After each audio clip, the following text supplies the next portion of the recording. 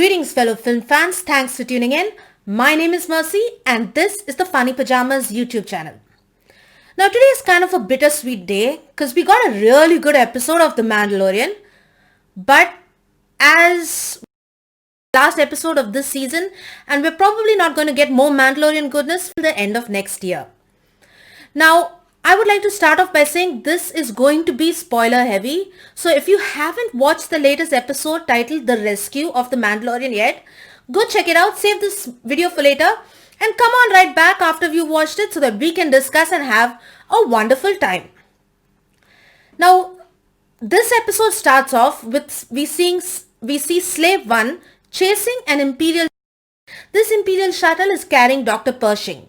Now, Dr. Pershing is the cloning engineer who comes earlier on in season 1, and I kind of got the impression that he's a sort of like a good guy being forced to do the Empire's works, because in the very first episode of the first season we see he decides not to kill the child while his superior and client was insisting that the child be killed and that was not paying any importance on the child's life. So I did get the feeling that Dr. Pershing is sort of a good guy being forced to do the Imperial's dirty deeds. Next, we cut to a scene in a cantina where Boba Fett and Mando go up to meet Bo-Katan and her compatriot, that is Koska Reeves, that is played by Sasha Banks. Bo-Katan and Boba Fett are pretty standoffish. You can see the blatant disrespect for each other.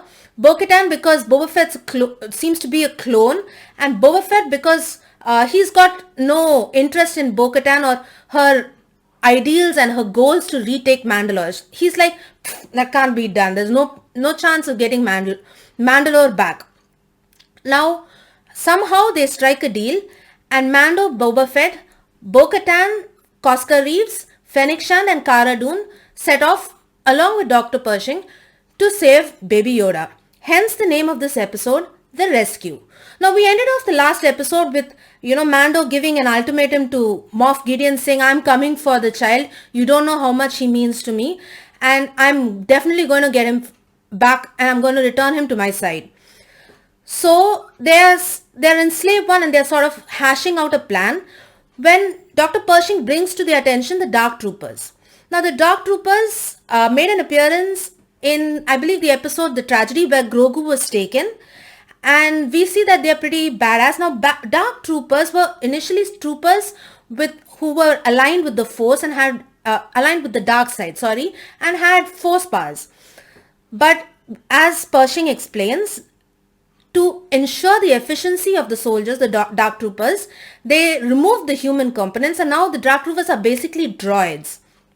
So this whole episode has got sort of like a slightly a Terminator-ish feel, many parts, particularly where the Dark Troopers make their appearance.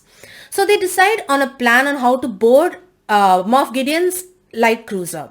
Now this plan, they have the shuttle in which Pershing was being transported in their custody. So they set up the shuttle to be sort of like a decoy, pretending as if Slave 1 is chasing the shuttle. The shuttle is actually an Imperial shuttle and they are under attack and they need help. So that's how they signal a mayday, an SOS to Moff Gideon's light cruiser. Using this as an excuse, they board the ship. And this is where we get an all-out, sort of like an A-Force moment, sort of like what we had in Avengers Endgame. But this seemed more organic rather than what it was. I will admit it did seem a bit forced in the Avengers. But in this, it seemed really organic, and you see Cara Dune, Fennec Shand, Bo-Katan, and Koska Reeves. All of them, they board the ship, and they're shooting down stormtroopers right, left, and center, and they progress. Meanwhile, Mando is put in charge of taking care of the Dark Troopers and retrieving the child. So they sort of split off, while the four ladies head off towards the command deck. Mando heads off towards the holding stations. Of course, they are expecting Moff Gideon to be in the command deck. And as they go there, they take over the ship. Meanwhile, Mando is up against the Dark Troopers. Now, the Dark Troopers require a bit of a charging time. And he has a small window between which he can shut them down. However, he does have to face off against one Dark Trooper. And this one Dark Trooper gives him hell. And you can see Mando has a difficult time, even with the whistling birds that he's got. He has a difficult time fighting this Dark Trooper, and we see how they come into play and how, how deadly they are. Now, meanwhile, the other Dark Troopers are locked up in the bay, and Mando is up against this single Dark Trooper. In the end, he uses the Beskar spear to stab the trooper straight through and then disposes of him. Meanwhile, before the other troopers can get free out of the bay, the holding bay, he opens the airlock and they get sucked out into space. Now, at this point, I was kind of thinking, okay, but Dark Troopers are basically droids, right? So they can survive in space. Also, we saw in the tragedy that they can also fly. So I was pretty sure they would definitely come into play again later. Mando heads on to the holding brig where he sees Moff Gideon standing over Baby Yoda. And they sort of get into a conversation, and then Moff Gideon threatens him holding Baby Yoda hostage, and they sort of come to an agreement. But as it happens, you're like, this is way too easy. There's no way Moff Gideon's going to give up so easily. And as you can have it, Moff Gideon sort of backstabs Mando and attacks him. And the much awaited confrontation between Moff Gideon and Mando comes into play. This is where, I theorized, pretty much ahead. If you've seen some of my other videos, you've seen, the minute Mando got his Beskar spear, I was like, oh, that spear is going to come into play against the Darksaber. And sure enough, Moff Gideon fights Mando, and it's Moff Gideon and the Darksaber against Mando and the Beskar spear. And the way Peyton Reed has done this, such lovely clean shots, beautiful action choreography. This was an action heavy episode, and I really enjoyed it. Now, Moff Gideon and Mando face off, and in the end, Mando ends up victorious. He drags Moff Gideon back to the commanding bay along with the Darksaber in his hand. And he sort of just hands it over to Bo-Katan. And Bo-Katan is kind of like, she doesn't take it from him. She's so tense. You can see it in the way she holds herself. And that's when Moff Gideon sort of chuckles and he explains to Mando what the lore behind the Darksaber is, and that Bo-Katan needs to win it in combat. And Mando's like, I don't care about the Darksaber. You have it. It's yours. And at this point, this was the one nitpick I had about this episode. I was like, why doesn't she just take it? Because in the Rebels series, Sabine Wren just hands over the Darksaber to Bo-Katan and Bo-Katan takes it. So I was kind of wondering why she doesn't take it from him. And then it's possible they're trying to foreshadow, or it's possible they're setting up a confrontation between Mando and Bo-Katan somewhere further on in the future. And Gideon sort of chuckles, and then that's when the alarm goes off and they realize that the Dark Troopers are returning. And Gideon sort of taunts them. He's like, you had so much trouble against one Dark Trooper. How the hell are you going to fight against an entire platoon of Dark Troopers? You guys are finished. And he's sort of he's gloating there all high and mighty like. So Mando and his team, they immediately shut off the command deck and they sequester themselves there. Now the Dark Troopers come and they're banging, they're trying to punch down the door, and it looks like they're going to succeed. And that's when a single X-Wing comes.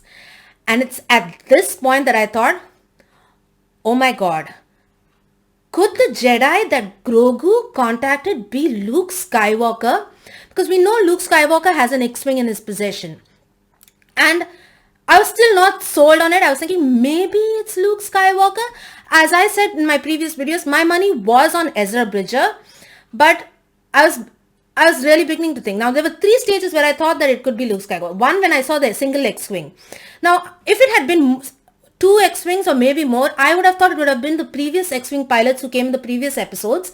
They're bringing back up or some such. But since it was a single X-Wing, I started thinking, oh hell, maybe it's Luke Skywalker. And then we see the Jedi, he's clad all in black with the black cloak and stuff. And he comes on and he's cutting through these Dark Troopers like they're butter and just making total mincemeat of these guys. Okay? And when you see the green lightsaber light up, I was like, oh, maybe it is Luke Skywalker. And then I saw the gloved hand and I was like, oh yeah, that is definitely Luke Skywalker. And as you have it, Luke Skywalker steps forward and takes off the hood. Now, I will admit at this point, that the CGI they used for Luke Skywalker's face was like, it was a bit off-putting because it wasn't accurate. You could see the uncanny valley. Also, in the beginning, I was wondering, is it Mark Hamill reprising his role, or is it just some other actor who they put the CGI on? But as the credits show, it was Mark Hamill himself. So Luke Skywalker steps forward, and now Mando is faced with the decision of giving up Baby Yoda. After all, this was the quest to unite Baby Yoda with a Jedi. This is where it really pulled at the heartstrings, particularly when Mando has to say goodbye to Baby Yoda. And you see that Mando takes off his helmet, and it's like, Mando has undergone so much of character change since when we joined him in season 1 up to now, where he removes his helmet. Previously, he was dead set against showing his face to anyone, as was his creed in the Death Watch. So he wasn't willing to take off his helmet, but now he takes it off in a room with certain strangers, some allies, not many of which he knew very well. And he takes off his helmet, and it's like he's saying a face-to-face goodbye to Baby Yoda. And Baby Yoda just kind of just reaches out and touches his face, and oh God, I was like, is Baby Yoda no longer going to be in this series? But then Mando tells Baby Yoda, we will meet again. And then I was like, okay, maybe Baby Yoda will come into play. But I really didn't expect them to separate Mando and Baby Yoda. For the entirety of this, the run of this series, so far has been Mando and Baby Yoda. Like the lone wolf and the cub sort of taking on the child, taking the unwilling responsibility of being a father, of being responsible for a little child. So it was heartrending to see that. And Luke Skywalker takes Grogu, and this is where R2-D2 made an appearance. And I was losing my mind when R2-D2 made an appearance. I mean, I didn't expect it to be Luke Skywalker, but hey, I was pretty pumped when I saw Luke Skywalker, I have to say.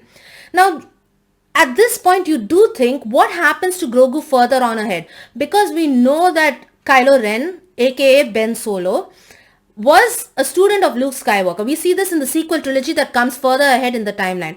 And we know that he destroyed Luke Skywalker's attempts at starting a school, or restarting the Jedi Order. He destroys it, kills all the kids. So I'm really hoping that Baby Yoda somehow escapes.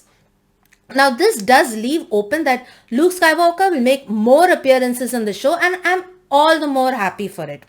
Now as to how this series will progress further, I'm thinking somehow they are going to visit Mandalore, and probably it will involve Din Djarin, that is Mando, and Bo-Katan and her allies trying to retake Mandalore. And after this really bold move, it leaves a wide variety of paths that they can take, different story arcs that can be followed. And I am looking forward to it. Now, Peyton Reed directed this episode, and I will say, as you have seen, that I was not thrilled with his previous foray in the Star Wars universe. That was the episode 2 of this season, titled The Passenger. I wasn't thrilled with that episode. I thought it was the weakest episode, and it did feel more like a filler, but this was an amazing episode. I loved it. And they did lean heavily on fan service a lot, but if fan service is done well, I believe it can be good. So while all this is going on, you wonder, where is Boba Fett? Now, this is where, at first when the episode ends with Mando saying goodbye to Baby Yoda, I was like, okay, this is where it's going to end. And then the credits roll.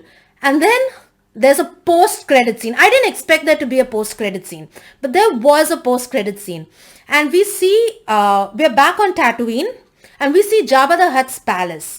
And we see Fennec Shand and Boba Fett. Now, at this point, Bib Fortuna has taken over the reins, and he's sitting on the throne. And we see Fennec Shand and Boba Fett taking out all his underlings, and we see them take out Bib Fortuna. And when they take Bib Fortuna out, Boba Fett walks over, he just struts on over to the throne and sits down on the throne. And we see that he's going to take over Jabba the Hutt's crime syndicate. And then they end with the title, The Book of Boba Fett.